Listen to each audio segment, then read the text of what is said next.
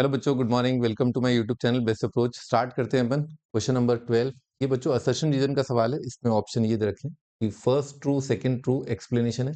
First true, second true, statement two is not correct explanation. एक true, एक false, एक false, एक true. तो कंसिडर द 1/3 नेगेटिव मार्किंग है। Consider the following statements. ये statements consider करिए। ये सिस्टम ऑफ इक्वेशन बच्चों यहाँ पर अपन देख सकते हैं के आ रहा है। बाकी तीन सिस्टम क्रेमर्स रूल का सवाल है, डिटर्मिनेंट का सवाल है।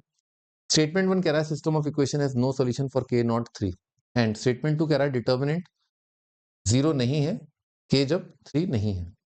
तो बच्चों जब इस तरह का आंसर आता है, जब नो सॉल्यूशन के अंदर कि इस तरह की कुछ नॉट इक्वल टू आता है, तो तुरंत आपको याद आया होगा कि क्रेमर्स रूल में नो सॉल्यूशन आने के क्या तरीके होते हैं। क्रेमर्स रूल में नो सॉल्यूशन आने के तरीके होते हैं d इज इक्वल टू 0, क्योंकि ये होमोजेनस नहीं है तो नो सॉल्यूशन वैसे भी नहीं आ सकता होमोजेनस के अंदर। तो d1 d2 d3 और d ये चारों 0 हो जाए तो हो सकता है नो सॉल्यूशन आए। एक तरीका हो सकता है, होता नहीं है, इसमें इनफाइनाइट सॉल्यूशन भी आता है तो हो सकता है। एक और तरीका ये होता है कि डी 0 आ गया और at least one of d1 d2 d3 0 न आए। d1 d2 d3 इनमें से कम कोई एक जो है 0 ना हो। इससे होता क्या है, बेसिकली मान लो अपना इक्वेशन है dx is equal to d1 लिखा हुआ है। मान लो राइट साइड नॉन जीरो, मान लो 2 है और d आपका 0 है तो 0 इंटू एक्स दिख गया क्या, नो सॉल्यूशन। तो 0x अगर 2 है तो x का वैल्यू कितना आएगा, नो सॉल्यूशन। तो ये वाली चीज जरूर जरूर जरूर जरूर इस तरह से इसने सवाल को फ्रेम किया है कि d1 d2 d3 में से कोई एक 0 नहीं आ रहा है। क्योंकि आप समझो ना, d अगर 0 करोगे, d1 d2 d3 0 करोगे, आपको दिख रहा है आराम से k इज इक्वल टू जैसा कुछ बनता। पर यहाँ क्योंकि नॉट इक्वल टू जैसा बन रहा है तो जरूर इस तरह से आपका आया होगा नो सॉल्यूशन का फंडा। ठीक है, ओके। तो अगर फंडा ये रहा होगा कि नो सॉल्यूशन अपना d1 d2 d3 नॉट 0 से है, तभी इस प्रकार का आपका हो सकता है। तो ये डिटर्मिनेंट देखते हैं अपन स्टेटमेंट 2 में। तो अपन ने देखा तो 1 माइनस 1 1 सही है, ये लिखा है। -2 1 -3 नहीं, ये नहीं लिखा है। 3 -2 4 3 -2 4 अच्छा ये लिखा है। कॉलम 1 लिखा है, कॉलम 3 लिखा है और -1 k1 लिखा है, यानी कि ये आपका राइट साइड कांस्टेंट टर्म लिखे हुए है। सही है, बिल्कुल सही है। तो नॉट 0 4। बच्चों जब भी अपनी बात होगी कि d0 दोनों नो सॉल्यूशन में तो हमेशा d0 आएगा, इनफाइनाइट सॉल्यूशन में भी d0 आता है। तो d0 अपन चेक कर लेते हैं। नहीं भी चेक करो तो चलेगा, बिल्कुल चलेगा, क्योंकि d0 आ ही रहा होगा भाई। d0 अगर आ गया, सॉरी d नॉट 0 अगर आ गया तो यूनिक सॉल्यूशन आएगा ना, फिर तो सवाल ही खत्म हो गया। हैज नो सॉल्यूशन गलत हो गया, तो हैज पूरा बेकार हो गया, पर कोई बात नहीं, फिर भी अपन निकाल लेते हैं। 1 -2 3 -1 1 -2 और 1 -3 4 है ना, निकाल लेते हैं। तो अपन ने क्या किया भाई, R1 is R1 plus R2 कर दो। R1 is R1 plus R2 तो आ जाएगा 0 और यहाँ पर आ जाएगा -1, यहाँ पर आ जाएगा, ठीक है। और R3 इज, इसको तो R2 तो यही है, R2 तो वही रहेगा। R3 is R3 plus R2, ठीक है। तो कितना आ जाएगा 0, ये आ जाएगा -2, यहाँ आ रहा है 0 और इन दोनों को सम के कितना आ जाएगा 2।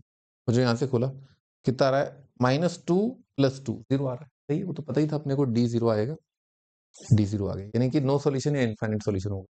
अब ये क्या कह रहा है कि ये वाला डिटर्मिनेंट को खोल लेते हैं, काम ही खत्म। ये अपना क्या लिखा हुआ है, ये बच्चों अपना 1 1 1 यानी कि कॉलम 1 लिखा है, कॉलम 2 नहीं लिखा है, कॉलम 3 लिखा है। तो ये d2 लिखा हुआ है बेसिकली।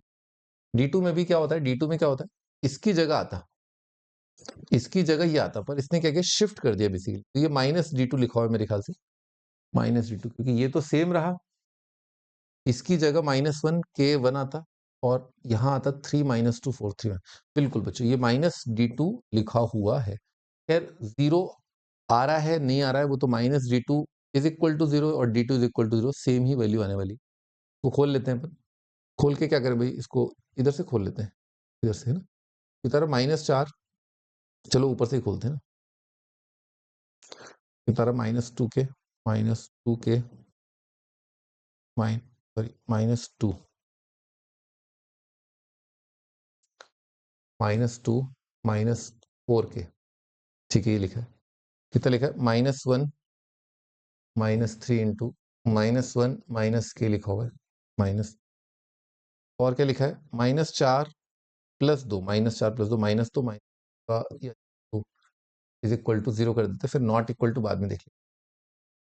-4k + 3k कितना जाएगा, लिख लिया -3, 2 और 2 कट ही गया, -3 का +3 आ जाएगा इज इक्वल टू, तो k इज इक्वल टू कितना आ रहा है 3 k 3 पे d2 0 होगा, k नॉट 3 अगर आपने ले लिया, k अगर आपने नहीं लिया यानी कि आपका d2 जो है नॉट 0 आ गया। अब आप सोचो d2 मतलब यानी कि जब आपने लिखा 0 × y इज इक्वल टू क्या लिखा, कितना आया था 3 माइनस के आया था वैसे, ठीक है एक ही बात, 3 माइनस के k -3 छोड़ दो उसको, इसका नेगेटिव भी हो सकता है, कोई बात नहीं। तो पॉइंट ये कि अगर ये 0 नहीं हुआ, y की कोई वैल्यू नहीं आई, y की कोई वैल्यू नहीं आई तो आपका क्या गया, नो।